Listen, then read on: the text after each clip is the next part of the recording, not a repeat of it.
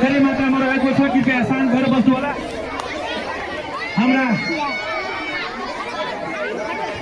आदरणीय गुरु जिम्लेश्वर आज बिदा हुँदै हुनुहुन्छ।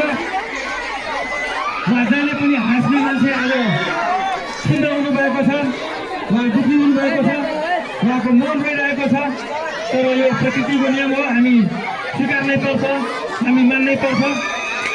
हामी विद्यालयबाट उहाँलाई सम्मानका साथ बिदा गर्नेछौँ।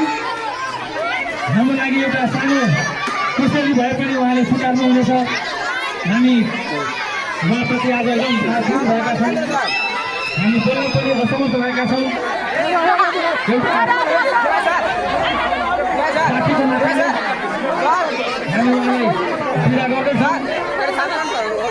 अब हामीले उहाँलाई यो स्कुलको डेस्कमा यो विद्यालयमा पक्कै पनि हेर्न पाउँदैनौँ।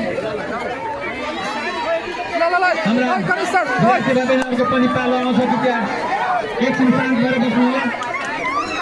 हामी जम्मैले हामी आफ्ना गुरुलाई पालो पालो गरी सम्मान गर्नेछौँ। एकछिन शान्त भएर बस्नु विद्यार्थी बहिनीहरू, पालो हाम्रो जम्मैको आउँछ।